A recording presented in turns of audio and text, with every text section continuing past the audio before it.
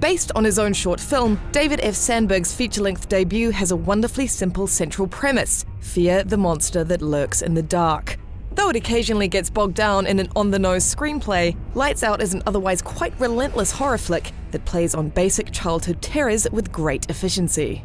Lights Out opens with a near beat-for-beat recreation of the short, albeit in the gloomy textile factory workplace of Paul, played by Billy Burke. It's here, among the sinister mannequins and flickering industrial lights, that the film introduces us to its monster's rules. You're safe in the light, but don't count on the lights staying on.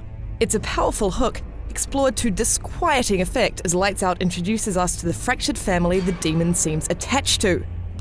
Rebecca, played by Teresa Palmer, lives above a tattoo parlor in downtown LA since becoming estranged with her mentally ill mother Sophie, played by Maria Bello. With her sweet, yearning boyfriend Brett, played by Alexander de Persia, in tow, she must cope with the burgeoning fears of 10-year-old stepbrother Martin, played by Gabriel Bateman, who claims that Sophie's inner demon is, in fact, real.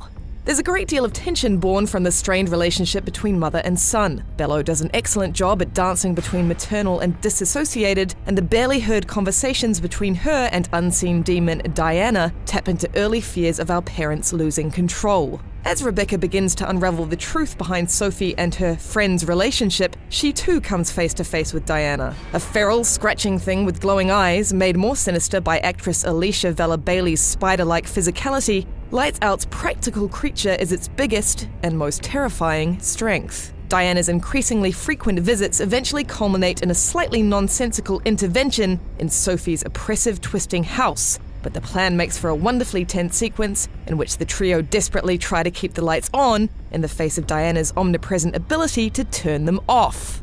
While batteries die, light bulbs flicker, and the glare of a cell phone display is desperately fumbled at, Sandberg's natural talent as a horror director shines. The cast sell the family connection. Palmer is great as the protective sister who just wants to do right by her little brother, and de Persia manages to make an underwritten role endearing. It's just a shame they have to deal with a script that so often signposts its themes in big, bold text. Some appreciation of the audience's intelligence wouldn't have gone amiss here. But with an unnerving monster at its core, great cast, and relentless final sequence, Lights Out is a debut director Sandberg should be proud of. A clunky script occasionally loosens its grip on the nerves, but chances are Diana will have you sleeping with the lights on for a good while after leaving the theatre.